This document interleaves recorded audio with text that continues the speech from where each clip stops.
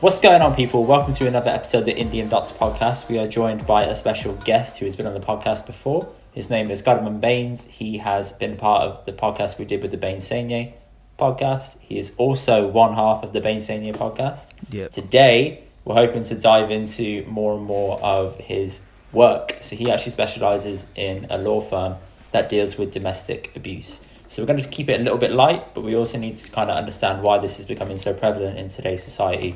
So first of all, Karman, what's going on? And secondly, you were in Birmingham. Don't cuss Birmingham. You love it, right? You're in there every other week having mixed grills. You even attested to the fact that mixed grills in Birmingham are better than anywhere else.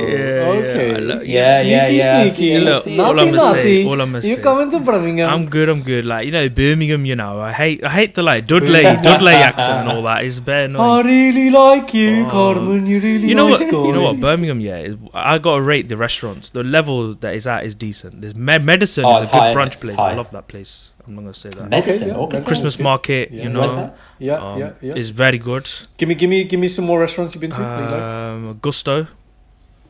Not more than Gusto. Like nice. 3 times I've been that place, bro. Gusto. Yeah, it's decent. The veggie pizza is quite jack, bro. I'm not gonna lie. If anyone wants to go. What about like the Mr. Singh's in Birmingham versus the Mr. Singh's in London? I'm yet to visit Mr. Singh's. When I want to go to Birmingham, I'll give my full analysis on the cheese levels. You know, yeah, you got to do it, man. Because we're where it originates from. Tandoori paneer.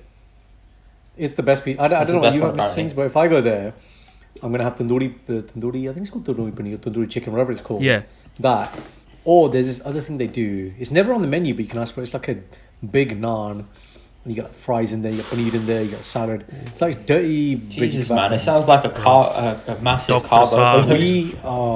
It's beyond. Like you have to eat it with knife and forks. It's that big. You can't. Wow. It's very big. Especially with the beard. You got to think about these things, man. When you eat with the beard, all three of us understand. Man, even ice cream, man. Like I remember getting a 99, and I said to the guy, "Can I have a spoon, please?" Regret it, yeah. Right. And then you just had to do that. And even then, you still get it, like the little stickiness around the top of the mustache. It's horrible. You got to brush it down as well. Now, you got to bring it in. I can't be doing that. I can't be putting my own beard back and then trying to put it in. Sometimes I put my jacket on in the morning, and it's like the beard bara and like this, right? And I'm like, no. You go inside, and then I put jacket. It's just. Oh, so you tuck your beard in the morning when? No, I don't intentionally, but sometimes it just. It's the mask. The mask just. Oh yeah, the mask ruins everything. I understand that. I get it. So you like mixed grills in Birmingham? That's interesting. Yeah. Low key, he loves Birmingham. He loves it. Which place are you going to? Well, I've been Soho Tavern. I've done a few trips there. So I've done that. Yeah, I know. I need to go to like Grove and a few other spots. I've been told.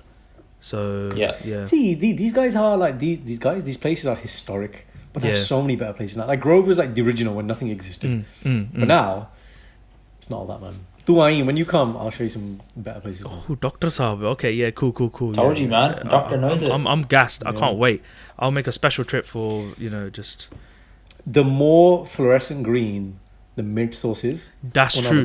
Tavern's mint sauce. Tavern's mint sauce is more fluorescent green. It's so green. Yeah. It's so green. Yeah. Prince of Wales need to make it more fluorescent green.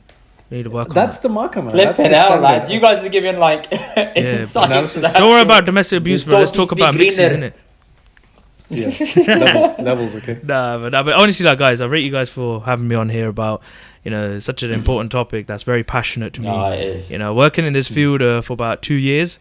So whatever I'm gonna say, I do kind of know what I'm talking about because I've done. I'm just of course, man. Stats wise, I've done 1,000. Be some next, man. Yeah, I've done about 1,000. I've done 1,500 cases over around that much. Wow. So it's a lot of different range of people you speak to, different types of cases, and surprisingly enough, domestic abuse is one thing that not the news and people don't know much information about.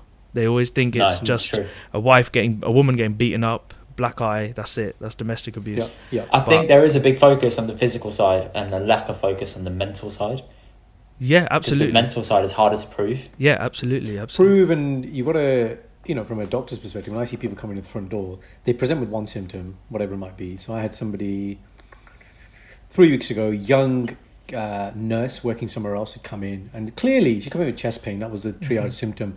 I spoke to her. I was like, clearly you haven't got any chest pain. Like, what is the problem? Like, I just got down one knee. I was speaking to her. I was like, what is the issue? And essentially, she was living with her mother-in-law and her husband. Okay, and they had a property that they could have moved into, but because her father-in-law passed away, her husband felt that he couldn't move out and he had to support the mum. And she was like, okay, that's fine for like interim period. But now then what she's finding is when she goes to work, the mother-in-law is like saying all this stuff to her husband, and it's like poisoning him. And she's like, I'm trying to express myself, nobody listens in that house. And to the point where she was gone, man. Like, she's physically she had no one to speak to. I was like, who do you vent to? Who's your outlet? Nothing. And again, if you don't ask these questions, oh yeah, fine, there's no signs of abuse, discharge. It's very easy to do that, man. Yeah. And you're right. Especially with the number of patients that you deal with a day, it's very tempting to just be like, treat it as if it's like a tick box, make it cyclical, and then send it out. Yeah. Oh, your observations are fine, your blood pressure's fine, your heart rate's fine. Yeah. But done. Yeah, sorted. I can't help you. Off you go. On to the next one. It's just it's one of those things, and obviously, like, you know, doctor, like you've dealt with it day in day out. You're trained to look for the signs, and that's what I'm kind of here to explain, because domestic abuse is not a criminal offense itself. So when you commit it, there's it's not domestic abuse, because domestic abuse, I see, is an umbrella. So within there's different types of abuses. The only one that's criminal. All right, so go on. Tell me the actual government definition of it in law. And then tell me like the levels that you tend to deal with that people have like a greater understanding behind it. So the UK government defined domestic abuse as it's an incident of controlling, coercive, threatening behaviour or it could be violence or abuse between age of 16 or over, and it's between either family members or intimate partners, regardless of their gender or sexuality. Now that is it's a long definition, but that's a fucking broad definition. But that's why no one can understand that. So you would say the only offence that in domestic abuse is controlling and coercive behaviour. That's the only one that's a criminal offence. But within domestic abuse, you have your controlling behaviour, right? You have threatening, right? Threatening or violence, basically, and violence meaning physical. So threatening to hit them, threatening to hurt them, and kill them. But if somebody is punched, then you can be charged into GBH, and that comes whole different thing. Exactly. Yeah. Domestic abuse won't come into that. Verbal abuse, so if you call a bitch, slag, whore, those kind of words. Emotional abuse, which is quite broad as well. And then you got sexual abuse, revenge porn, damaging property, and child abuse. Yeah. They're all different forms within. You will see the types of cases I get is those are the things. I would say, control. Like, if you want, I can explain a little bit about each of them briefly. Controlling behavior. It could be either financial control, for example. Your money. Actually, I'll tell you what. Yeah. Let's do a separate thing. You tell us the name of it. We'll guess what we think it is. Okay. And then you can tell us if we're right, because it might clear up flaws that other people are like, I thought it's this. Okay. Because we don't really know enough about this on a professional level. Yeah. So go on. So give us one. What controlling behavior? What do you see as controlling? Karman first. Go. Salia. He asked you. You answer first. No, both of us. I said we. Yeah, go on then. Are you doing this because my name comes first, an Indian doctor? Is that why? No. I just have no idea. Feel like it is, man. You want to buy time? Karman's question was, what's an example of controlling? Explain it. If someone asks, what do we think it is, basically? Yeah. What kind of actions do you think it is?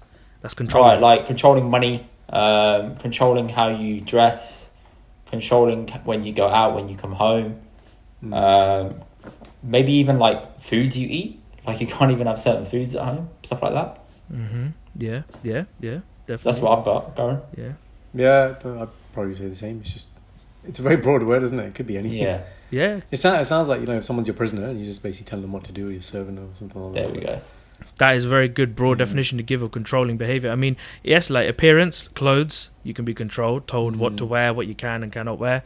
A lot of people go through it. So if a victim is female, is usually they can't wear revealing clothing like a dress, because they're considered night. You know, girls will wear a night out or a crop top or whatever. They those kind of things. Or clothes. Yeah, what men, some certain husbands, and it is not just traditional fundamentalists like religious people. This could be any man, because some men are insecure. Seriously? Yeah, it's not just again, that's the connotation, isn't it? You think when you say that, I would have thought it would have been like, Asian do men. not wear this in front of like my family because they're super traditional. No. Go, the white people do the same as well everywhere. It can happen across. Remember, domestic abuse. This is across everywhere. Every single community, every single place. Don't think about rich or poor, whatever. So you got the appearance, right?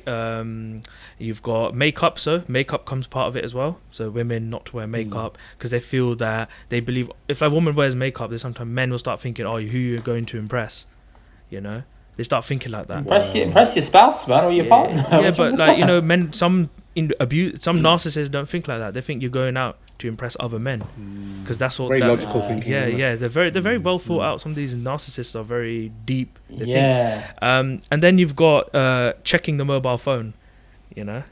This is that's controlling. I'll tell you where it goes to controlling. Now, sometimes you got your girl and they want to they check your Instagram or social media. They see who's this Janani. Like obviously, like those are everyday occurrences. But Janani is lady, FYI. People. Oh, sorry, lady. But the levels of controlling. So checking mobile, if it's everyday, regular basis, they're just checking who you're talking to, why you're talking to them. Okay, the only people you can have on your phone is your family, not your friends. Oh, no male and friends allowed. In this example, obviously you're talking from a male perspective. Is the distribution, do you find ever a lady doing this to a man as well? Yeah, if you flip it over, men with his clothes. 50-50 or? What? Or levels of victims? Or? Yeah, like in controlling. I think that's going to be skewed, Karan. I think that's going to be skewed. Total victims. 80% are women, 20 are men. I'd say, from my experience. But that's those that come forward. This is what I need to say. That's those that come forward, isn't it? Yeah. There's probably some that just deal with it in the background. In that example, then, so give me an example because I'm quite genuinely interested. So, what would a lady say to a man in terms of like clothes? Yeah, if it's clothes, this is interesting. I had a case one time. This guy, he wasn't allowed to wear tight joggers. Because at the gym he can't wear a tight t-shirt. He had to wear loose clothes all the time, gym, wherever. He couldn't dress up as much. Oh my god! Because she was a psycho as well. She was a she was a nutter. It was one of my first early cases I had, and I didn't think that would be controlling, but it is. Yeah, you could be dressed. If a man hitting the gym, he wants to see his muscles. He's got to wear some Gym Sharks, but he's got to wear something like lycra. My man's banging like cortas, isn't it?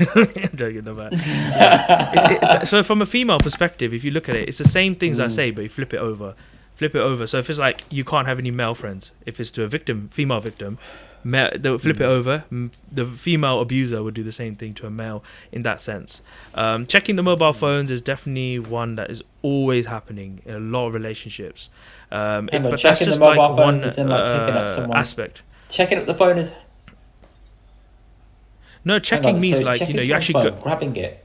Not grabbing it, but like you've got the passcode to it, you're accessing it regularly, or you've got a linked iCloud account, or you've got their social media details. God. Remote access. Yeah, man is wild out here, And I've got some wild stories about controlling. You guys don't know yet. This is going to shock you, but Okay, hang on. So we'll come to the examples afterwards. Yeah. But all right, so that's controlling. No, you missed out one. You missed out one though. Financial. Have we? Okay. Financial. I was touching about financial is a big one. Shit. Okay. Big one. So financial is two types: financial control and financial abuse. Financial control is where if I had access to your bank accounts, and I have your bank card, I control the household bills. What control do you have in the finances, in the house? Say if is it a shared account? So say even if it was joint account, right? Or if all the money went into my account. In the relationship, you don't have access, do you? To Correct. what? You asking me for money, even if you're asking me for your own money, I have the power to give it or not. You know what I mean? The cash. That's control. But if you have one card of like this is where you can find flaws in this shit, right? I'm thinking like a psycho. I ask for money offside. I ask for money. No. I'm saying if you get a shared account, right, and you get one card, and then one of the members of the spouse has it, and they make the payments off it. Is that technically controlling? No. Or is that just go and get a second card? They only become controlling once they prevent you from accessing the account. that aspect. You can many couples have separate accounts, joint accounts, Yeah. you know, but it's Yeah. about Yeah, the aspect of control comes is where if your name's not on any household bill, you know, it's not it can become controlling. It can lead to I that. see. So you got to look at, okay, financially I'm screwed. Then that's one aspect of your life controlled. You haven't got any access to money. Where are you gonna go? That's one star. So you got that. Then you got financial abuse. That's separate. Financial abuse is where, imagine if you're paying for everything in the house and your partner's not paying. Your bank has emptied out and they got money, or they refuse to pay for the childcare costs or contribute in the relationship. That's financial abuse, because you're the one who's the main payer for everything. Breadwinner, you know. But how do you... Jesus. Oh, okay, but you're talking about in the context of both having earning potential, because there are quite a few couples where you have a house person who's obviously not earning. You're saying in this scenario, both people are earning, or one chooses not to contribute. Okay, it could go into, say if one is not right, say if someone's unemployed or unable to work, say if they're pestering you to give them money all the time for their personal expenses. That's financial abuse, because you're still paying for their life. And it gets... Mate, that's like every old school desi relationship. If Yeah. the lady's at home not working, and she's like, "मैं handbag लेना, handbag के पैसे दे." But it gets worse if they want a handbag every week. You know what I mean? Or they want... So it's the degree. It's the degree of it. Kitty party they That's what jana, you're you know, saying. meth jana. It's gonna get out of control. Kitty- You know kitty what I mean? party. And there's also different type. It gets worse when there's drug abuse and alcohol addiction. So if the abuser is addicted to these things, that all they're gonna spend their money is on these chija and these stuff. Yeah, So that's where you've got controlling, and then you got financial abuse. So this is like the grassroots start of an abusive relationship. It doesn't start with violence. There are some that the first thing that's happened is a punch in the face, but then actually many relationships, the grassroots begins with controlling.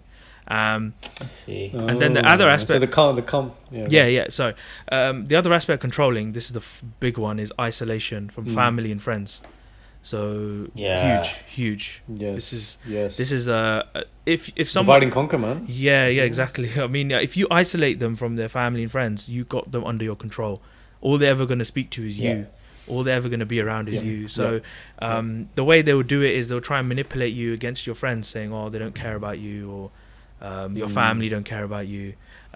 Or they're not good type of friends, or they go out to the clubs too much. You know, they just try and make you believe that, you know, things like... So they weave these narratives, which obviously are false, but over time they become embedded and you believe them. I guess the other one I see as well is the, you know, this, again, in our culture, it's right, kudi da biyah ho gaya. So the girl is married, this is your family now. And if we have internal problems, then you are not to speak to your family, you do not share this is behind closed walls. And you see it, but then they have not like this example I gave you at the start. They have nowhere else to go. Yeah, exactly. Until they pop, and that's when I see couples who get divorced, where it's like they tell their family. The family's like, "Oh my god, it's been going on for so long, you didn't tell us." And then thankfully, a lot of the girls' families again in the past are like, "No, you stay there and you work it out." Yeah, exactly. I was about now to it's say, becoming like, no. Just sort it out now. I was going to say that most girls are worried about going home and having the shame of going home and being told to go back or told to work on it. But nowadays, I think there has been a shift where parents are more accepting towards this, as it's more and more commonplace. People are getting separated. But you guys are talking from an Asian perspective. We are talking from Asian perspective. This happens in all communities. This could be you could be cohabiting in a household, boyfriend girlfriend, and your partner won't even let you go and see your own family for like God knows how long. You might not even be able to call you. Maybe like this, the different levels. So you could be. So in that scenario, though, when you're not married, though, because surely you can just say, from my or your perspective as a solicitor, surely you can say, well, you can leave, can't you? You don't have to be there. If you're not married, like, well, if there's no kids, there's no dependents, why would you're choosing to stay? Surely, what if you're both paying rent?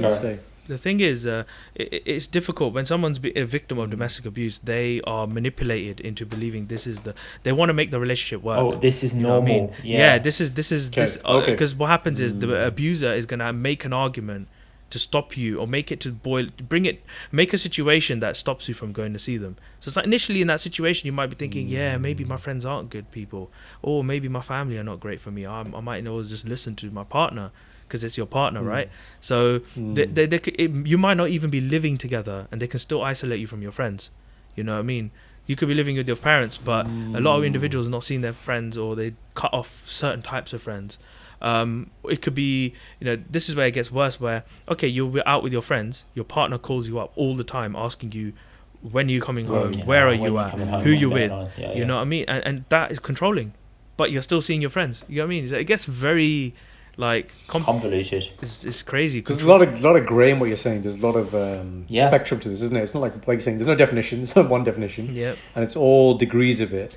What I'm hearing a lot from you is that it sounds like there's not a lot of awareness in the sense that, I guess when it comes to light and people look back retrospectively, like, oh yeah, it has been going on for X amount of time. Yeah. But the realization that, it's at the point now where they're at chaos and they're like actually speaking out, that's crazy. It's one of those things that I think some people are controlled. There's examples of where they one guy, he put a CCTV camera in the living room, and his wife had to sit in that living room while he's at work all day until he comes back home. Hell. If she moved out of that room, no, that's what I'm saying. He was an IT developer. He had all the IT technology. He would watch it all day, and then if she got out of that room, he would call her straight away. Why are you out of the room? Where are you? Where bathroom? I wonder if the bathroom is in that room. A commode point or something. She'd have to sit it's there. In the bathroom. That's disgusting. She'd have to sit there in the living room all during the day, work day.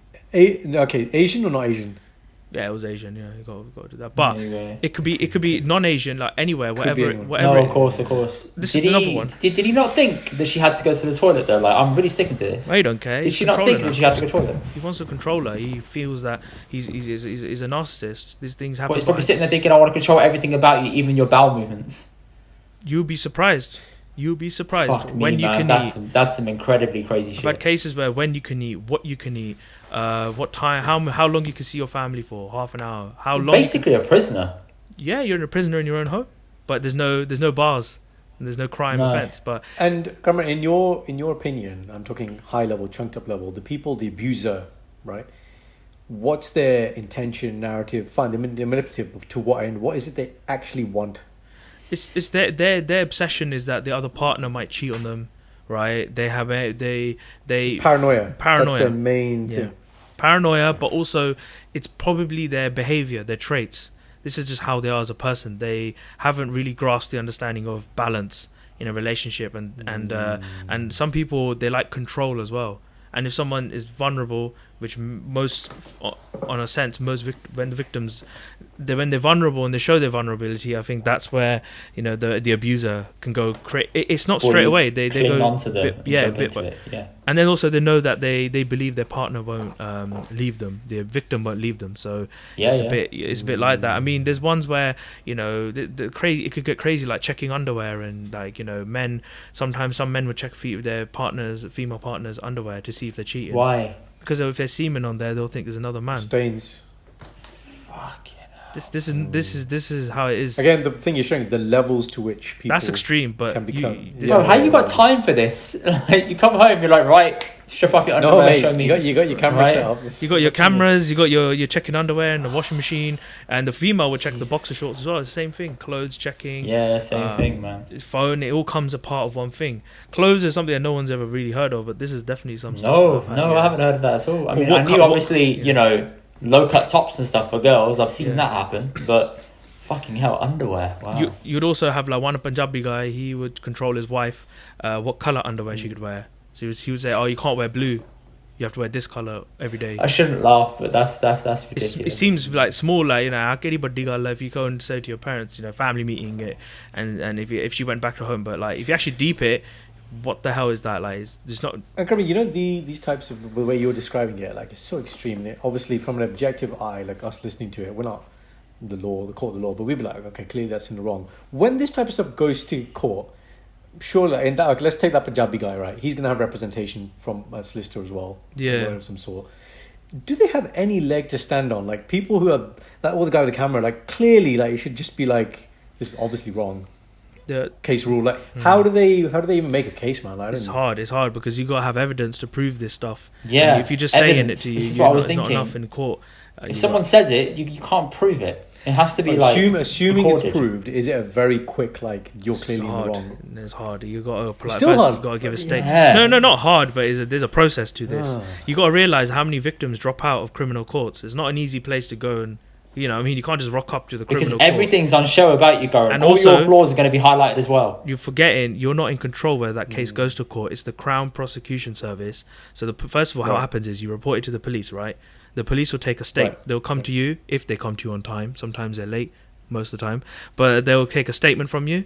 right? You take a statement, they will decide whether there's evidence. But what they'll do, they'll collate all the information they can gather, send it to the Crown Prosecution Service. Now these guys, the CPS, they're called, they are the sort of criminal branch, on behalf of the government, and they will decide whether this case has sufficient evidence, which is the word for it is beyond reasonable doubt, to charge the abuser. Now, beyond reasonable doubt means to be more than pretty much over 90%. It's got to be sufficient evidence. If they feel it's not, they'll drop the case. The case is not even. It has to cross a threshold, isn't it? Yeah, there's a threshold for it, because you can't just take any willy-nilly case to criminal court, or else these courts would be busy every 20. Well, they're busy, but And how does the police feel about if you've decided not to proceed? Yeah. And now, obviously, that the abuser is now aware of this, right? Clearly, that person's now even more vulnerable to more abuse in that scenario, no? Yeah, they're you more would hope vulnerable. at that point they're not living at the same places. No. Police are not as efficient. We'll get to that bit. Don't worry. I'll tell you some stuff. All right. Police. Okay. Police need work. The police. This is controlling. All right. Done. Tell me the other side. Yeah. All right. Let's get to emotional abuse, because that's hard to define.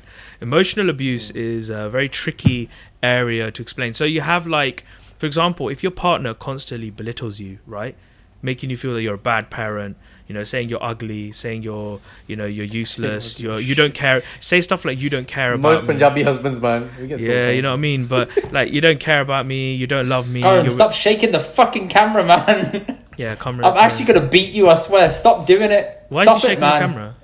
Because he's moving. When he moves, he knocks the table like a clumsy little shit.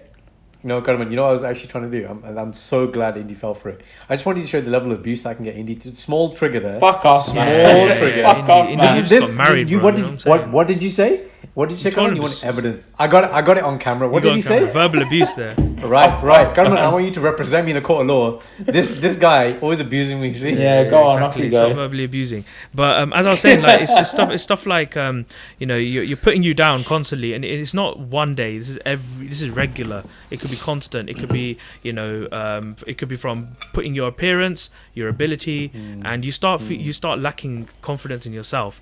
Emotional abuse is it grows. It starts small. You start thinking about, actually, I am actually incompetent. You start believing it, and that's what gaslighting kind of is. Gaslighting, and you can see that in workplaces as well. When you have a bad manager and they pull you up on bad shit, but never praise you for good shit.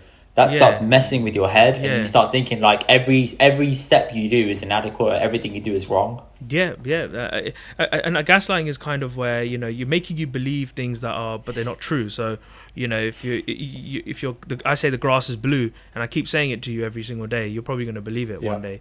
So gaslighting is a very prominent thing. It was always putting the blame on the other person. It's like saying to the victim, "You're making me angry. That's why I'm abusing you." So to be clear, gaslighting is when you're creating a false narrative and you make the other person buy into the false narrative, and then they start following it through. Right? In essence, and sometimes what they do is they make the victim believe they're mentally unstable. They make them question themselves. They make them start thinking they're the reason why there's a problem in the relationship, even if actually from the third person, the abuser is the problem. You know what I mean? So victims when they're on the phone, they start really believing in this narrative, that they have to dress in a certain way. They can't see their friends. They can't do this.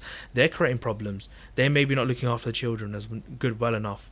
So emotional abuse is hands down it's pretty much in many where there's domestic abuse, there's always emotional abuse, and that veers into verbal abuse. Is obviously your bog standard swear words, but people think it's not serious. But when you're calling your partner a bitch or a slag or a whore or cunt, every single day, or when you're angry, you're putting them down. You know what I mean? That's an abuse. What's the comparative most commonly used male swear words? Bastard. The C word again, dickhead. Has to be the C word. You know, 100%. I mean, the C word is very popular in this country in the relationships. Yeah, it is. It's really popular in relationships, but also in friendship chats. Yeah. So So it's one of those things where verbal abuse is it seems a small thing, but then you actually deep it. If you're called a C word all the time, you're like, what the hell did I do so wrong? Why am I called a bastard? Why am I called for a female? Calling a female a slag is a serious thing, because it builds in their head that they're doing something wrong.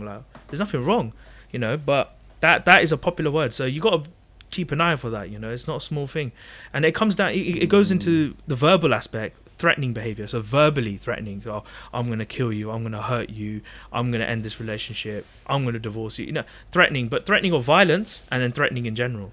That's all. It all collates. These are all verbals. You haven't even touched. Think about it, all this stuff I've talked now. I haven't even touched. They haven't even touched the victim. Not even a punch has gone in their face. Not a slap, not a strangle. But I'm telling you right now, this is going to be surprising. Victims find this stuff more harder than violence. They'd rather be hit in the face than being controlled. This is generally what they say to me all the time, and I've always figured out why. Because when you're being beaten up, that's more physically a risk to you. But they prefer, okay, at least I'm not controlled. I can go outside the house. All right, I'll take a slap, but then at least I can go out. You know what I mean? The controlling behavior is the hardest bit for someone to endure. This drives them, a victim, to suicide. It can drive them to doing, having a mental health illness, depression, anxiety. So yeah, those are like, these are kind of the things that happen from that side. What are your thoughts on that, guys? Like, because I mean, shit. That's the thing is, right? When you swear at someone all the time, I can see why it does that. But if you say, like, if in the moment you swear at someone when you're in a heated argument and it's like a one-off thing, is that just straight tick abuse, or is that okay? You were in the heat of the moment, you had an argument, and that's it. And then I'm sure people, when they're blaming their abuser for stuff like this, they were like, "Oh, it was a heat of the moment. It's done. I didn't mean it." I think see how it can get a bit like, It's time, isn't it? I mean, you call me a dickhead once. I'm not going to say that's abuse. Yeah. If you keep doing it, then that's a different thing. I get Karman involved and we get you off the podcast. Do you know what I mean? Exactly, that's a different thing, bro. But still, I presume it's still time, man. Like a one-off, an anomaly is not gonna equate to this is abuse. But you gotta be careful. If I hit you once, then that's still different. Yeah, no. Yeah, that's different. But verbal abuse, if it's you wouldn't call your partner a slag, would you? Your female partner, exactly, from this sense, because we're all geek guys here. But you won't, like, those words shouldn't come in your mouth, no matter what. Whether you shouldn't call them a bitch, you shouldn't call them a slag, you shouldn't call them a whore. C word shouldn't be used. These things you gotta be. It depends what your nature of your relationship. If you're used to swearing at each other and that's your banter, then fair enough. But this is in a sense that if the other partner doesn't like it and they just call them that again and again, again and again, and it can happen. And it does veer into, so you've got like the verbal controlling stuff done, but then you've got physical violence. Obviously, everyone talks about it, but the types of violence that's prevalent towards let's say female victims is you got punch, kick, slap, but then strangling is definitely one. Strangling is always, I don't know why, it's just men seem to strangle their female partners more. Maybe it's a control element. And not to the point of death, obviously. You're just saying they strangle them because they want to, again, have a sense of control, but then they're repeatedly doing that. It depends how far they take it. They might do it till suffocation. Maybe they do it for a few seconds and let go. Or it might be till they're unconscious. There's different levels of the strangulation, and the violence, it's pretty self-explanatory, but violence can also be pushing of the body. If you push your partner physically, you push them, you put your hands on their chest to push them, or you grab their arms forcefully, you grip their wrists, that's physical. Anything with a contact is physical. Non-consensual, I think there is an issue in society where, like, when a girl does that to a guy, people don't intervene. If it's a guy doing it to a girl, oh my God, everyone jumps in. And like, it should be the same for both. It shouldn't just be okay for one or the other. It's more down to the concept of that. Obviously in domestic violence, which I would talk about, but it's more that the reason why we've got a lot of female victims is because physically, maybe emotionally, I believe men and women are wired very differently. Men, they're not as emotional or emotionally open as women are in a relationship, in general sense. Not all, but the root cause it could be is that men don't know how to deal with things in their life, whether ups and downs. Processing and capacity. And women tend to be very more emotionally attached. They can open up more. They learn how to deal with matters far more better than men. And I think it's that physical element. Men are generally, in general sense, don't judge me on this, but men are physically more stronger than women in general. No, that's true. So they feel that physically they can control, and they have that intimidation factor. And that's why, because at the end of the day, you might go after me for saying this, but then why are most victims female? I'm speaking to mostly females every day on the phone. Why not males? And is that these things happen. So, you know, you got the physical violence. I'm not going to go too much into it, but then you got sexual abuse, which is something you'd want to know about. So, you know, in marriage, I mean, what do you guys think of sexual abuse? What is it? Like, do you I think have a feel? sexual abuse is like, it's Non-consensual blurry. is what comes It's to blurry in a marriage because a lot of I'm people... trying to differentiate, that with rape. That's what I'm trying to differentiate. in my head. Exactly. You a lot say of that people word, and don't I'm think like- that you can be raped in a marriage, but you can. And it's stuff like that where it's like, well, that's sexual abuse, but then say if you're forcing yourself on someone that don't want to do it, that's rape, but that's a type of sexual abuse. There's obviously levels to that, and there's certain things like that. Maybe I'm trying to understand, is sexual abuse your umbrella term and rape is a type of sexual abuse? Exactly. Yeah. That's what I'm trying to It's an understand. umbrella, but then rape is one. So you have, you know, you have with marriage. Yes, you're correct. It was a case in 1991 that actually it was till 1991. Before then, rape and marriage, there was no law on it to prohibit it. So after that, the case is mad. And even still today, many partners don't realize that they were actually raped. They thought it was a criminal offense. They thought because they're married that it's acceptable. And victims, they now tell them no, it's not, and they're like, oh my god, this is what I've been going through for the last 20 years or 10 or 5 or whatever. You know, with rape, it could be 2 different types of ways.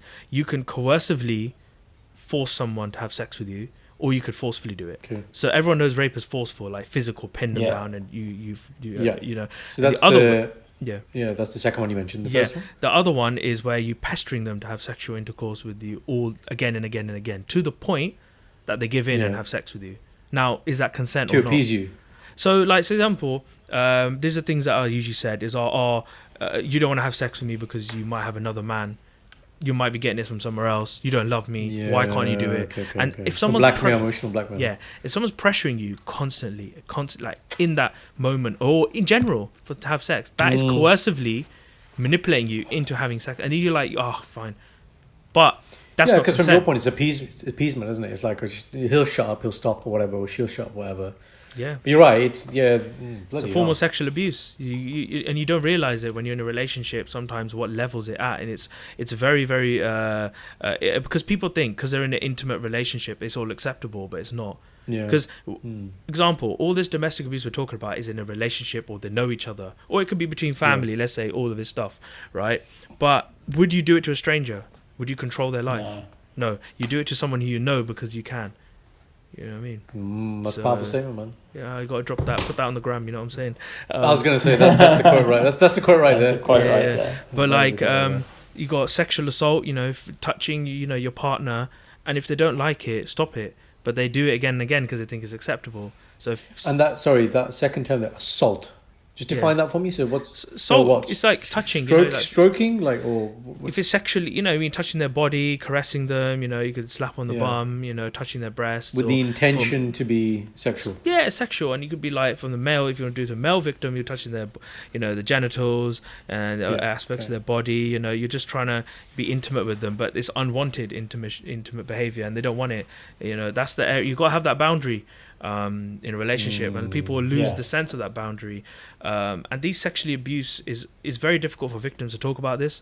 They sometimes don't realize it's part of abuse. It's very damaging, obviously, to a woman. There's a case of a Punjabi lady. She couldn't sleep with her back to her husband because her husband would anally rape her all the time, like every night. Anally, without consent, just. You know what I mean? Like I asked, and I was speaking in Punjabi, and I was like, how do you even manage it? She just like was sexually abused. Unfortunately, you know, these things happen, you know. So, how do you speak about that in Punjabi? Because there's some words that don't really go with that. Like, it's hard. It doesn't. Zabardasti is the word you use for. Forceful. Really?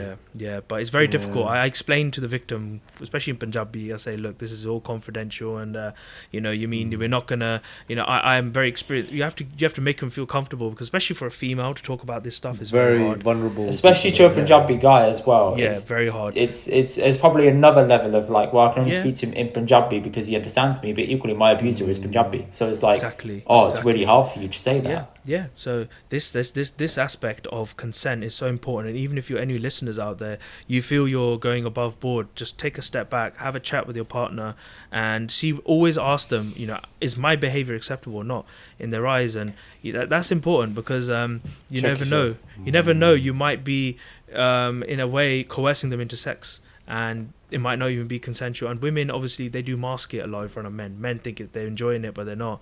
So you got, even while you're having sexual intercourse, a woman might tell you to stop, right? If they're telling you to stop, you stop. But some men carry on, and that aspect becomes rape then, there's huge debates on this about whether it is rape. But again, when it comes to rape and assault, it's so difficult to prove. It is, because a lot of the time, I think there was a stat that came out a while ago talking about how little women win in like rape cases or assault cases. It's so difficult to disprove. It's because when you report it to the police, you got to do a rape examination. So if you do it straight away, they make you feel like a victim. Sorry, they make you feel like you asked for it sometimes with some of the questions they ask. Some of the questions are seriously like, but did you lead him on? But did you do this? But did you do that? But and it's like, no, I didn't do that. But then you start thinking like, shit, did I do that? And you can see how it just starts fucking with their creates head. doubt. Yeah. But the thing is, the reason why you have to ask these questions, for example, if the police ask it, it gets 10 times worse in criminal courts. Because I volunteered at Crown. I was part of witness service, so I've seen this stuff happen in rape cases.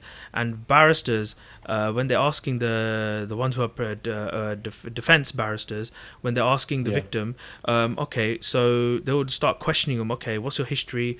How many sexual partners have you had? And you're standing in front of God. You know what I mean? You're in a criminal court, so there's a judge there. There's people sitting everywhere. You know what I mean? And they'll start asking, okay, did you entice the sexual intercourse? And they'll pressure you while you're on the stand. They're trying to build a story, aren't they? And that's it. It goes crazy. So a lot of witnesses. It gets really dark really quick. A lot of victims are scared of they don't want to report this to the police, because they feel nothing will happen, or they're embarrassed. They feel embarrassed, which is weird. But this is what happens.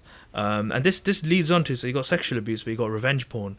So revenge porn is obviously very prevalent in younger couples these days, and a lot of the men are the abusers in this, especially. Yeah, of course they are. They got when you got sexual images in a relationship, you got to remember you respect each other, and what they do is that when they have this during in an intimate relationship, obviously sexual images are always exchanged, but what happens is they use that image as blackmail against the female or the other person, and if they threaten, I'll post it on social media, I'll post it on an adult website.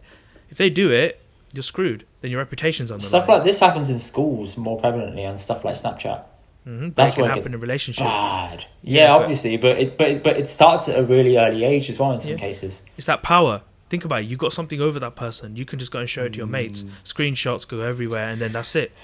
Leverage. That's it. And that leverage can be used in a relationship. So especially Asian couples, a lot of revenge porn has been used against females, and you know what impact it can have on an Asian girl, or in a very, especially in our community, the whole reputation can go down the drain.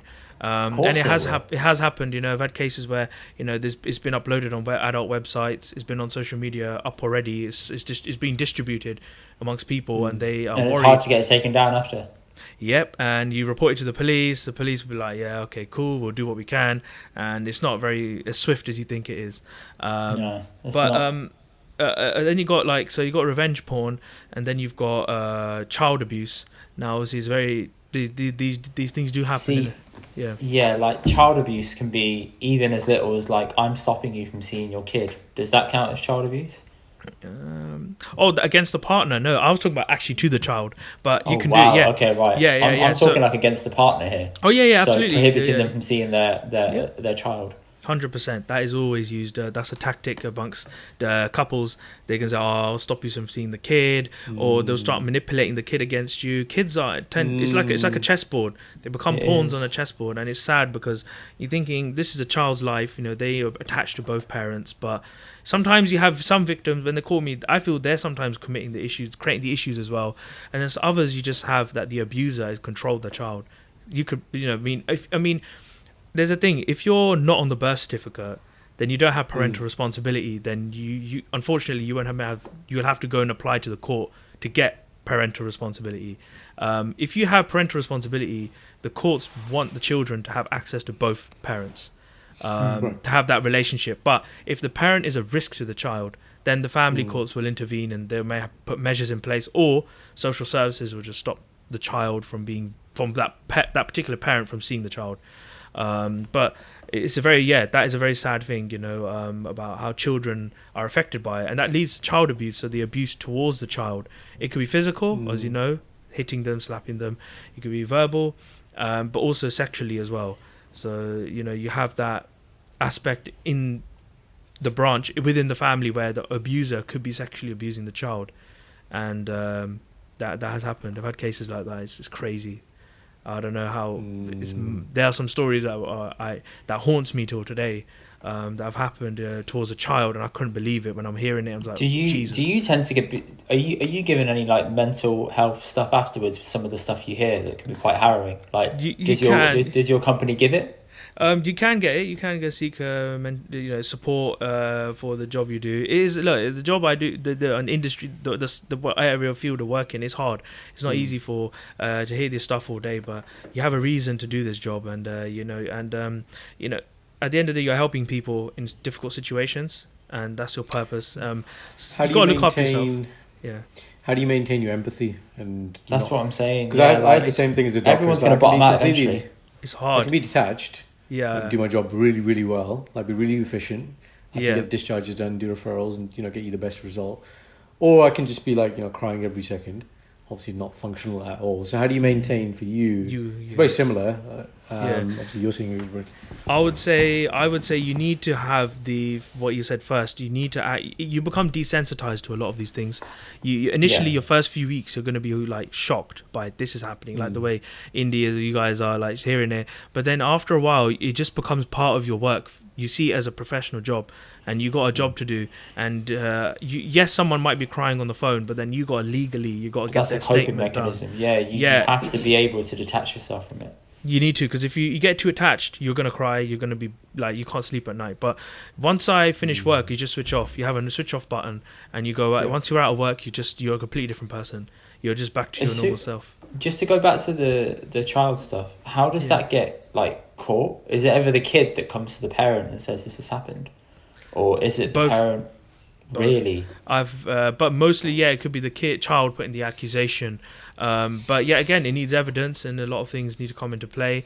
But I've had a case where there was a woman, she had a learning disability, and the husband was, as well as being violent and absolutely vile towards her, in all the types of abuses that I named right now, he did all of it. But the child abuse one was horrific. He was right in front of her. He was sexually abusing his daughter.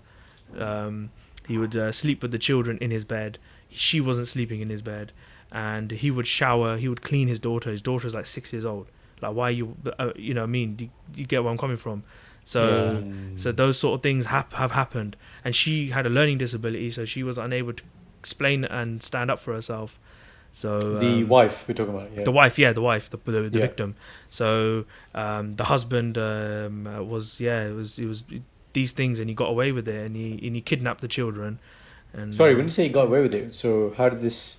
Did he prosecute in the end, or no? No, it wasn't. It wasn't prosecuted because it was a difficult one. I think she was unable to explain herself in front of the police and CPS. So when she was given a statement, I think she just retracted it because she was so scared of the things he can do. Because she's been beaten up and the violence he can go to, and he also he kidnapped the children. He was going to take him to Pakistan, and he was going to go out of the country. And because of that level, she just didn't want that. She just wanted her children back, and she wanted the injunction order. That's it. So that was okay. So, but she did get the injunction order, but I don't know what's happened afterwards. But these sort of things, they can happen. So with children, social services, they're a mixed bag. A lot of them most of them are very good at their job, but others they don't intervene very well. They're not able to understand whether the child's at risk or not. Others will start saying, well, it's your fault. Sometimes social services are slow because everything's about time. In domestic abuse, when you're working in this field, you need to be efficient. Police are slow. Intervention. If you don't intervene quick enough, the person might be dead. and it's happened in our job. When you say police are slow, like give us a bit of an insight on that. So, example, someone's beating you up, right? Kicking and they're hitting you, right? You run into the bathroom, lock yourself. You're calling the police. They take 999. Yeah, okay. They take half an hour to come, right? Within that half an hour, your abuser is kicked down the door and then killed you. The police were late. Is this hypothetical, or are you talking about real? Hypothetical, but it can happen.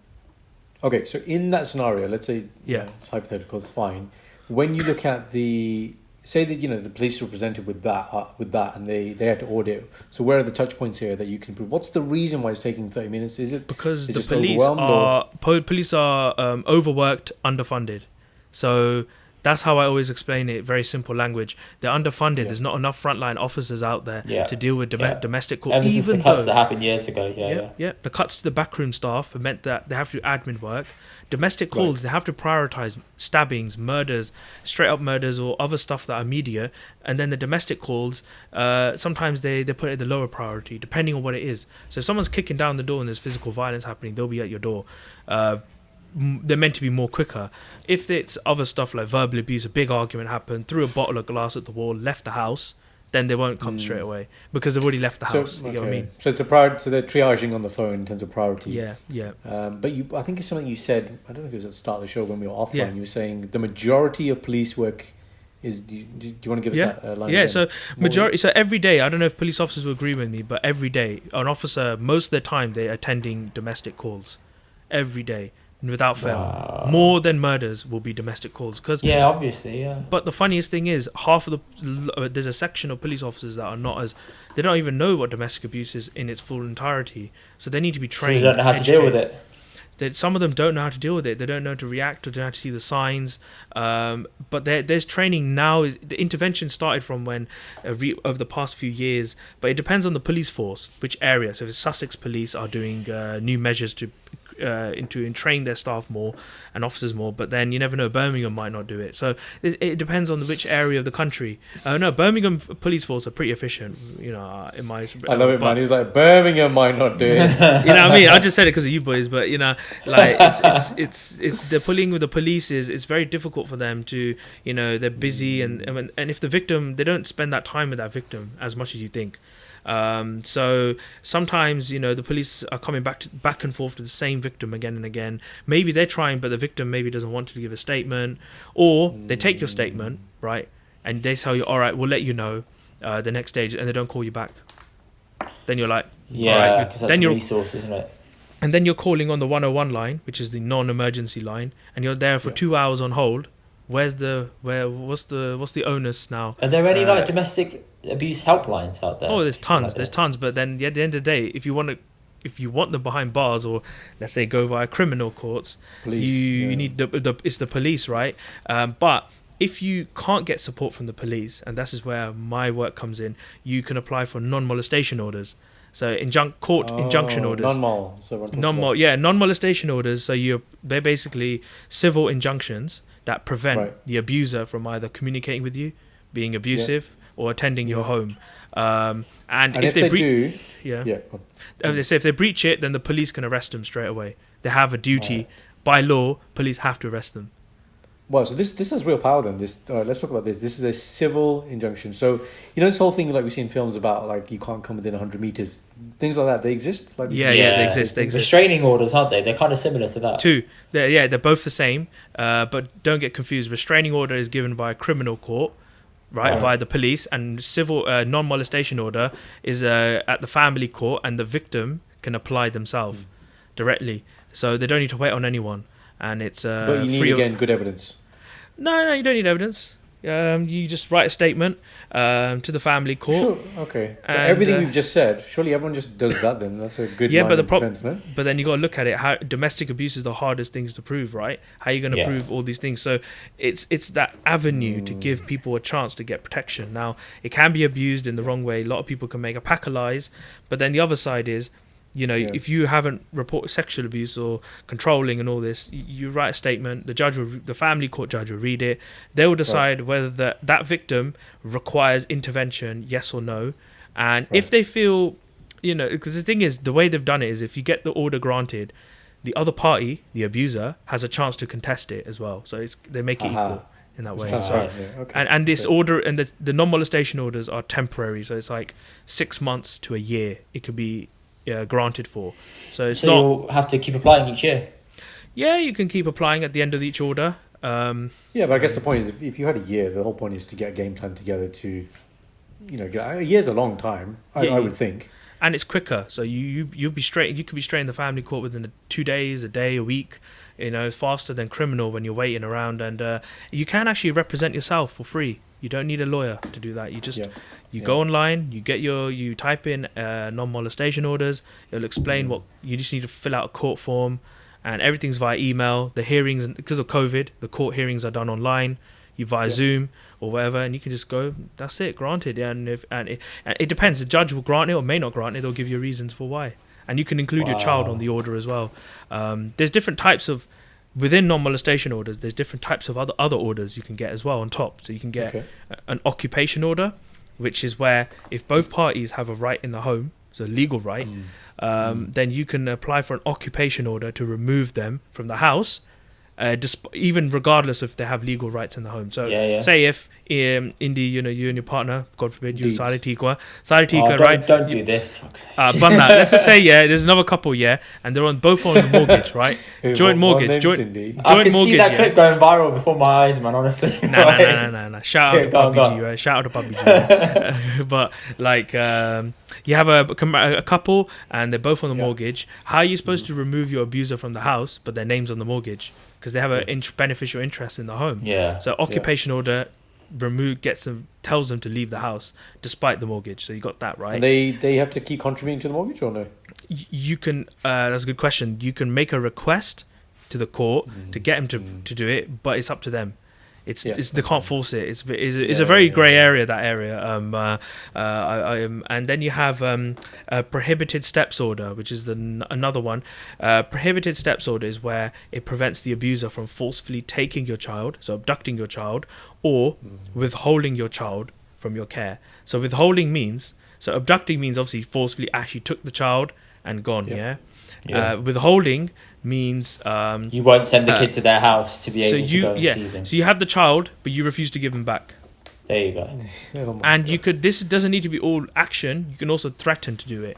So if you threaten, I will take the child away from you, or you threaten, I will take the child. I will not give the child back.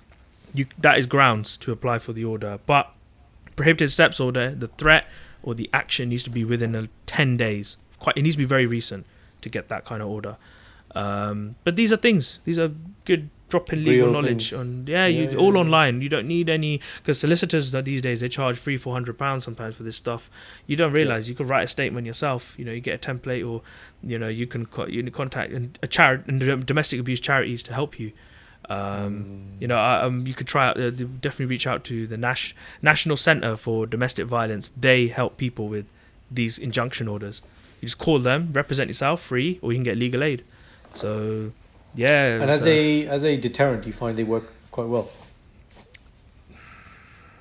See, this is where it boils back to the point of that the police are inefficient. So sometimes some people have breached some abusers don't give a shit. Some criminals out there, they know the system back of their hand. They sometimes could breach this order every day, and sometimes the police don't even arrest them. On paper. Why though? If you've got it on paper, why shouldn't they be arrested? Oh, sometimes the police will be like, we'll arrest them, we'll see, and they can't find them. Or they get arrested, and then the abuser will say, I didn't do that, or they'll make up an excuse, or they'll manipulate it in a way, and then they'll get released without any further action. This is where ring doorbells are very important, isn't it? Yeah, you can get a ring doorbell at the front of the yard. And you can prove they were there. That's it. It's breach. Open and shut, close. Yeah, exactly. It's very easy to break a ring doorbell. Yes, I know that too. So, it's enforceable. On paper, though, you're trying your best to get help, because if you call the police, if you don't get this order and you call the police will tell you to get this order. So it's kind of like a catch. You're still around that circle again. But I still don't discourage people. I think if you can't get support if you feel you don't want to go the criminal route by the police and the Crown Prosecution Service and go for criminal charges, definitely look for a civil injunction. It's the best way to, at least on paper, protect yourself And you can also include your child's school on there if they're intimidating the children at school or you. So there's a lot of additional things you can add on there. But it's just one of those things that you can do to try and prevent. But there needs to be more to be done. More needs to be done to. What other stuff would you say needs to be done then? Like to piggyback off very hard. It's very hard. I mean, you need to put more funding into. I think there was a documentary in Australia I saw where they had a group that was preventing abusers. So they had abusers that were in a circle, like in a part of this course, and it was a domestic violence awareness course to actually teach them not to be abusive, basically, in whatever various fields. Right. Rather Alcoholics Anonymous. Okay. So like similar. Yeah, rather than because yes, we're gonna look after the victims, but we also need to get the abusers the other side. To realize you need to work both sides to curb this. To curb the levels of cases, but it's all down to you got education for the police. They need more funding with the police on domestic abuse. Have separate teams. It's a good cliffhanger, isn't it? Yeah, and schools need to be have more funding so that they can help mothers or parents that are in domestic abuse. It's all round. Go more upstream. Like this is all deal with it when it's happened. What are the interventions that can be done upstream? And you mentioned earlier about the traits, right? So what are the common traits? Yeah. Again, if you're somebody, so say, because a lot of what we still see is arranged marriages, right? And it'd be good if I was a person who's going to be in an arranged marriage and I was looking at the traits of another person thinking, okay, this could potentially lead to some things. So really, really far upstream I'm talking now. What are the type of things that you've seen amongst abusers? What are the common characteristics? Men or common characteristics upstream, you mean what from what sense of from the beginning of the relationship? Is that what you mean? Yeah, exactly. So early on. It's very difficult to stop from the initial because this is where it needs to be like a nationwide open campaigns everywhere, as much awareness as you can raise. But like the it's funny. Prevent campaign. Yeah, like example, you had Black Lives Matter, the BLM movement. It's everywhere. Everyone understood, got raised awareness on racism, right? It brought it to everyone's discussion, whether they like it or not. Why can't domestic abuse be on that same level when it can happen to anyone? Like, example, racism, right, may not happen to you, may not, right? We may don't know, right, whether you get it or not. But domestic abuse, you have a higher chance of suffering from it than any other thing. Yeah. But the thing is, we don't just seem to talk about it. I don't know why. It's not one of them things that, people want to say, keep it in the house. We don't want everyone to know about it. I think it's just about realizing that once you become, people only give a shit once they become a victim of it. Yeah, of course they know someone is a victim of it. Most people don't think that way about anything though. Like if it doesn't, until it impacts me, it ain't a problem. COVID infection, man. COVID infection. Number one, all these brown people don't get the vaccine, and then they come in with COVID, and they're like, "I'm going to tell everyone now it's real." I'm like, "Yeah, you do that, man. Go and tell everyone it's real." Because now it's affected you. Now you know. With coronavirus pandemic, domestic abuse went up threefold. Of course it did, because everyone's at home and they spent more time together, and you must have been at your busiest at that time. When I was working throughout the whole of COVID, and I remember we were working remote. Regardless, we were busy every day. We had 300 cases pending, just case after case. And there was an interesting stat. I think the first it was very sad. I think the first 3 weeks of lockdown, 14 women were killed in lockdown. So, 14 women were murdered in a domestic abuse relationship. That shows, and it's still and it peaks. So the abuse will peak during Christmas, Easter, and these sort of periods are peak. Why does it peak at Christmas? Christmas is a joyful time. Yeah, why? Families get alcohol. Yeah, you put families families get together. People can't behave. I don't know. It's just like that time of period where you want to go and see your family. I don't know. It's just that time where people go off and. Alcohol fueled, and it's just these holiday periods are always is where it peaks, and but it's going to happen throughout the year anyway. But it's just very high in those times, and with COVID, it was very difficult for many women because or other victims in general, because you have the lockdown and many refuges were closed, so they can't even get out of the house. No, they can't. And it was such an unpredictable time. Police didn't know what to do in these times, whether to go inside the house or not. We were dealing with cases where you had the abuser is just literally in the other room. And I've had one where I was talking to a Punjabi lady, and she was in a joint family. She's from India, and she was talking to me, and the father-in-law came in and shouting at her, like, why are you on the phone with, who are you on the phone with? And I just told her, you could hear this. I heard it all. Right, I have to okay. be very, yeah, go on. I said to her, just say social services. Like, you got to be good at, like, in this job, you got to know what to say. You got to think on your feet, man, quick. Yeah, so I said, say social services, don't say domestic or whatever. And she said it, and he was just shouting at her on the phone. I stayed on the line just in case if things escalate. And these things, to call. And you got to be. It was a very, very COVID accelerated it more, and it went in. It was quite. During the lockdowns, it was on the news. It was spoken about the news, yeah. Like people were saying that the numbers of domestic violence had gone up during lockdown. Yeah, but like I said, you only care if it happens, and it just. Do you remember when we were on holiday, Indy? Yeah. And that campaign was running about the. Karman, you probably saw it about the signal. Yeah, so the single for I think being it's like abducted or this, suffering from domestic violence. That. You do that. So you have your thumb out, and then you did that, and you just. For those of you who are listening, basically it's a hand sign. So the hand sign is you have an open palm, you put your thumb into the middle of your palm, and you wrap your fingers around it, and that's a sign for you to say to somebody else, "I'm suffering from domestic violence. Help me." Yeah. It's basically a signal. Yeah. That has saved someone's life. In America, Yeah. there was a news. There was a girl kidnapped in a car, and she did this hand signal to the car behind with her hand out, and the car behind knew what it was, called the police, and saved her. So it's important. It works, man. It does work. Yeah, like just to drop a stat, like in general about domestic abuse in the UK, between March 2018 and March 2019, 2.4 million adults experienced domestic abuse. That's reported. 2.4 million, and that's like you said. That's just reported. A lot of cases we don't know about. And 1.6 out of the 2.4, 1.6 were women, and 786,000 were men. So that's still a lot, man. That's still a lot of men that people think is like higher than you would have thought. So that's 1/3 men, 2/3 women. That's some rough maths I've just done, but yeah, it's mad. You're looking at it's crazy when you look at the numbers. They say 1 in 4 women will be affected by domestic abuse. These sort of stats they come out with. 1 in 4 women. Yeah. Wow, that's that hits home, man. Because if you're sitting in a room and you can be like, that's a very high 25%. One of you will be in a toxic relationship in one form or way. It's mad. Like the government, they are bringing the domestic abuse bill, which were meant to be giving more increased powers for the police, provide a definition on domestic abuse, vast ranges of things they want to include, which was brought in. It was initiated by Theresa May, but it's been passed. I think it's still going through like the House of Lords back and forth, and then they'll sign it. It has been. It has come into power, but it's being refined. But it still takes time. It's a long process. But it's a matter of time.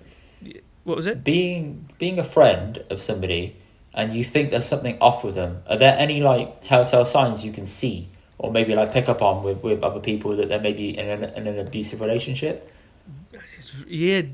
Everything I've explained, what types of things you see, ask about if someone's feeling down, right, about their relationship, just let them talk first. Let them discuss everything, what they're going through, because they will end up giving you signs, and that's where you pick up the controlling, the verbal abuse, the emotional, these things. And all you got to do is just be there, a little bit of a therapist, and just listen.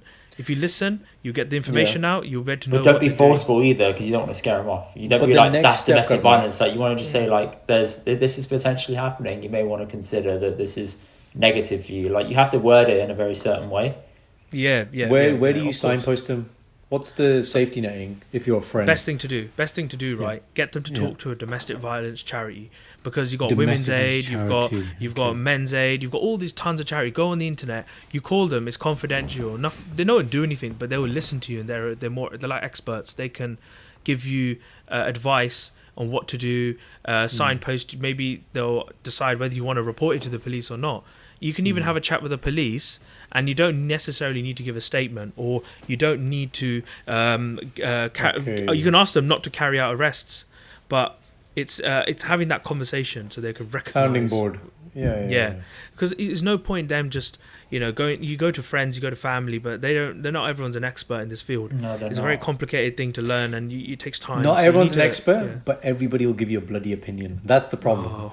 Trust me. You see what I mean, right? And Yeah. man, you know how I'm like, my bloody, everyone thinks a bloody doctor, and it's like, why do you even come to me? Like, do you know what I mean? Apna to karno kar lo ne. There's no point me giving advice. But Fully. Some again, in people your will land, ask holes. Some people will ask you and then give you a shit response, and then they will ask you and then not take your advice. So I'm like, so why the fuck are you what is asking me the then? what is the point? Right? You're just It's wasting true. my fucking time. It's true. It's true. It's about that understanding of, even if it's your family friend, of friend, or you witnessing it on the street, you gotta be alert in that sense. You know, you see a woman I witnessed it one time where I was sitting in London, and this is mad, where there was a couple and a man was dragging his partner across the street, and she was screaming, and this is on Leicester Square, in around that area, Piccadilly Circus, sorry, just there. Drunk? It's 50, Not drunk. 100. They both seemed drunk, but I would say the guy was a bit drunk, not too much, right? He knew what he was doing, but he was dragging her in front of 50 people, security one guards intervened. everywhere, and no one intervened except one security guy. He followed them as they went around the corner to see if they're okay. Everyone else just stood and watched. That's sometimes what happens, and it's about if you see something happening, you can call the police. You can intervene if you want to. It depends. You've got to look at your own safety as well. This is 'Cause I the know thing. everyone wants to be you know what I be mean? careful with that safety thing, because sometimes you think it's the right thing to intervene, but it could result in you being really harmed. You can. I mean, some physically. people record it. Call the police. You mean these sort of things? You can. There are ways around it, but just be super careful about intervening, because sometimes you might think it's the right thing to do, but the circumstances are not right for you to intervene. It might be really bad for you. Yeah, exactly. I mean, one interesting topic about domestic abuse is, I think I want to delve into, is what do you guys think? Why am like with female and males concepts? Like, I mean, what would you see about concept No of alpha cliffhanger. males, for It example? cut out, man. It here cut he out. is, the female and the male. He's gonna come back in. It now. cut out, man. Say it again. You said female Sorry, and you male. guys. Yeah, female male behaviors. So what Yeah. would you say about, like, you know, the concept of alpha male? Do you feel alpha males could become abusers or not? So again, I think connotations. it depends on what you're alpha in. But connotations, yes, the connotation is going to be, stereotypes going to be alpha males are going to become abusers. That's what you think. Yeah. Obviously, I you're going feel to tell us the opposite. No. I'd agree with. I mean, the connotation. I would say also that, you know, there's a small boundary of where an alpha male, which is seen as attractive to general, what females find attractive in dating, that if an alpha male can easily become an abuser, it's a small boundary. You know, if they're very dominant as a person, they can dominate you in a relationship, and then they could become violent as well. So it's just that concept of, I feel that what people find attractive sometimes are toxic traits, and But again, to your point, there isn't. It's the excess, isn't it? yeah, So a small degree of cockiness might be seen as confidence. yeah. But too much the other side, and it starts becoming abusive. You're right. Yeah. It's just. Yeah, exactly. It's the same, two sides of the same coin. That's your point. Gotta be isn't it? It's the careful. same thing. Yeah. Exactly. Yeah. And if you look at the Asian community, for example, like domestic abuse I've had the only ethnicities besides from white British that are prevalent is Pakistanis and Indians and then Punjabis, especially. I was going to ask Our you, side. like, is it more prevalent in South Asian? Yeah, it's communities? huge. You got Bangladeshi, Punjabis. We are mad. We're just wilding out here. Like, And we've do got you think loads. some of it is? Fucking hell. And do you trust, think man. some of it is learned behaviour? It's just down to, like, our mentality of as we are as a society. You know, we give the men, the sons, more power. We believe men sometimes believe it's that patriarchal concept. You know, of you know, that I'm the man of the house. Women should be listening to me. Respect me. Reputation. Oh. And yeah, exactly. And you would say, you know, for example, spousal visa abuse. I don't know if you guys are familiar with it, but that's Spousal rampant. visa abuse. So Okay. spousal visa is basically where, you know, you bring someone from abroad, right, and they Yeah. come here and via spousal visa, and you're abusing them because the fact that they have no legal right to stay in the country. So what you would do is, Fuck me, this is dark, man. Punjabis, Yeah. Punjabis are they should hang their heads in shame, because spousal visa, can't count how many of them I've listened to. So it could be Pakistani or Indian or whatever, but this is what we're here. So the girl will come from the village or whatever, and they're from a poorer background, for example, or just generally they come from India or Pakistan, and because they don't want to go back to that country, they'll do whatever it takes and listen to their abuser to stay in the country. And We had That's just a power trip at its finest, man. we had a lady who was asked by her in-laws to, I can't remember what it was, but basically had a shed at the bottom of the garden, and she had to go and collect dead rats or do something really, I can remember telling me, and I was like, oh, this is just really obscure. Yeah. sick, man. Like sick, like you got to be really messed up in the head, man. These things happen, and what the saddest thing is, the victim, whether it's male or female, are vulnerable. They can't speak English most of the time. They don't have, some of them don't have bank accounts because they're brought into the country and they're just like, they don't have access to their own accounts, and they don't know how to call or who to call or whatever. They're just, they may not be allowed to work. No means. Yes, they're just kept in a house like a prisoner, and they don't know where to go. So that's why they're just, and then they're always threatened. The abuser will threaten them. Oh, I'll cancel your visa. I'll send you back to the pind or back to the village if you don't listen to me. And through that, they're just constantly blackmailing them daily. And this is happening behind closed doors every day. But unfortunately, the Punjabi community have failed to tackle this. The Gurdwaras have failed to tackle this. And our elders have failed to tackle this, because it's just true. Like, these things happen, but the only where they're supposed to go in the situation, when they speak to me, they're pouring out. This is the first person that speaks their language. They see me as the savior, and I said I can't help you on everything, but I would try my best to go above and beyond for them. But there should be like specialist firms set up for people who need to be able to speak their native language. Onus is on us. It's our community. It is on us. It's not on the Gore to do it. It's us to deal with this. We can't always expect the police may not have translators on the night when you're calling them for an incident. A translator to arrange it may take time. Yeah. What do you mean specifically? So, translate. So, say if someone speaks Punjabi, right, only. Yeah. How they're going to communicate to the police if they're speaking, they're non-Punjabi, for example. So you need a translator, right, to facilitate that conversation of what's happened to them. They don't know where to go. They may think the police, if they report it, they'll be sent back by the Home Office. So there's all sorts of things that are put in their head by the abuser that they feel that the only option is to stay, and you don't realize this is an important thing that everyone needs to listen is, if you're on a spousal visa and you're subject to domestic abuse, and you can end that relationship.